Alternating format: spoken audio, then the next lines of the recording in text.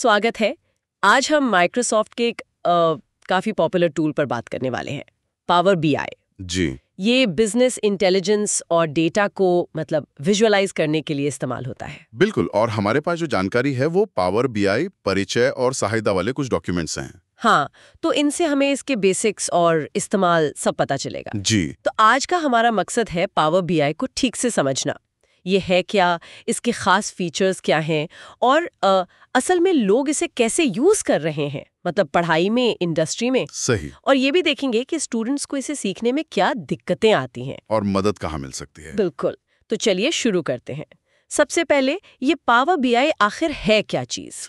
देखिए, आसान भाषा में पावर बीआई माइक्रोसॉफ्ट का एक एनालिटिक्स टूल है।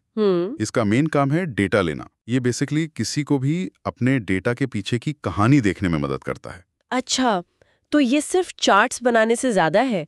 आपने कहा इंटरैक्टिव रिपोर्ट्स, इसका क्या मतलब हुआ? और वो कौन सी खासियतें हैं जो इसे अलग बनाती हैं? मैंने सुना है इसका ड्रैग एंड ड्रॉप इंटरफेस काफी आसान है। हाँ बिल्कुल, वो ड्रैग एंड ड्रॉप वाला जो फीचर है वो इससे बिना कोडिंग के डैशबोर्ड बनाने के लिए काफी एक्सेसिबल बना देता है। और इंटरैक्टिव का मतलब है कि आप रिपोर्ट में जो विजुअल्स हैं उन पर क्लिक कर सकते हैं, डेटा को अलग अलग एंगल से देख सकते हैं, फिल्टर कर सकते हैं। अच्छा। ड्रिल डाउन कर सकते हैं। ये स्टैटिक चार्ट से कहीं ज्यादा पावरफुल है। समझ गए। दूसरी बड़ी खूबियां हैं, ये कई अलग अलग सोर्स से डेटा ले सकता है। जैसे सिंपल एक्सेल फाइलें हो गई, कॉम्प्लेक्स एसक्यूएल डेटाबेसेस हो गए, या फिर लाइव क्लाउड सर्विसेज जैसे सेल्सफोर्स या गूगल एनालिटिक्स। अरे वाह, तो अलग अलग जगह बिखरा हुआ डेटा एक साथ आ सकता है। हाँ, ये तो बहुत काम का होगा कंपनियों के लिए। हाँ बिल्कुल, यही तो इसकी एक बड़ी ताकत है। और ये रियल टाइम एनालिटिक्स भी देता है। Real time? हाँ, जैसे ही नया डेटा आया, आप उसे लगभग फौरन अपने डैशबोर्ड पर देख सकते हैं। अच्छा। और हाँ, एक और चीज है, डैक्स, डेटा एनालिसिस एक्सप्रेशंस, DAX। ये क्या है? ये एक तरह की फॉर्मूला लैंग्वेज है। थोड़ी सी कह सकते हैं शुरू में मुश्किल लग सकती है, लेकिन इससे आप बहुत कॉम्प्लेक्स कैलकुलेशंस कर सकते हैं।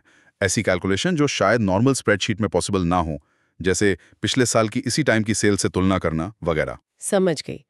तो ये सिर्फ डेटा दिखाना नहीं है, बल्कि उससे गहरे सवाल पूछना और जवाब पाना है। बिल्कुल सही। अब अगर हम इसके इस्तेमाल पर आएं, तो एकेडमिक्स और इंडस्ट्री में ये कहाँ फिट होता है?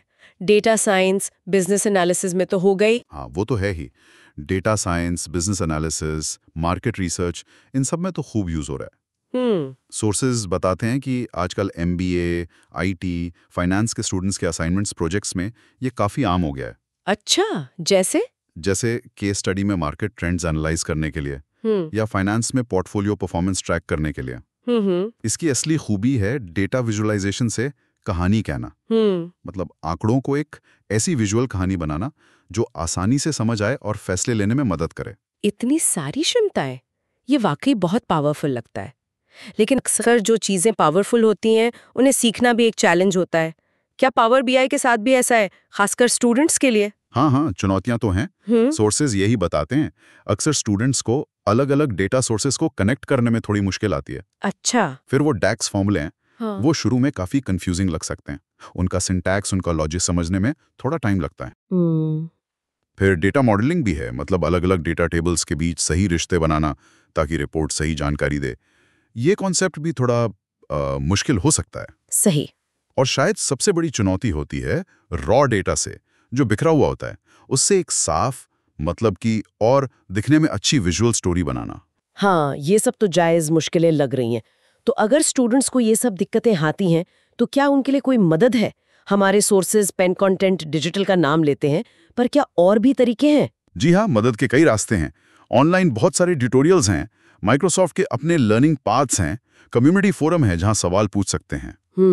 और हाँ, सोर्सेज पेन कंटेंट डिजिटल जैसी खास सर्विसेज का भी जिक्र करते हैं जो पावर बीआई असाइनमेंट्स में पर्सनल हेल्प देती हैं। अच्छा, किस तरह की हेल्प? जैसे डैशबोर्ड बनाने में मदद, डेस्क की गुत्थियां सुलझाने में, या डेटा क्लीनिंग में।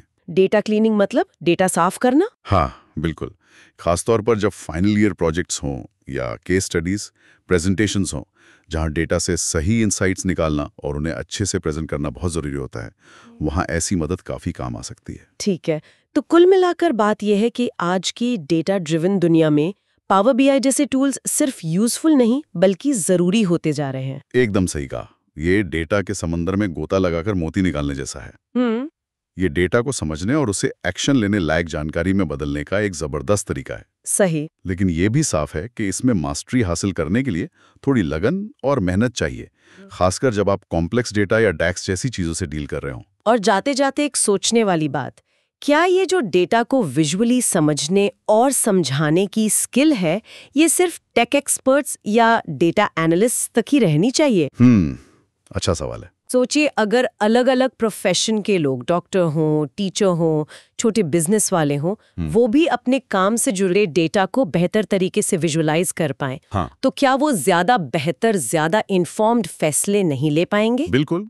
ये सोचने वाली बात है कि डेटा लिटरेसी और विजुअलाइजेशन स्किल्स कितने वाइड स्प्रेड होने चाहिए।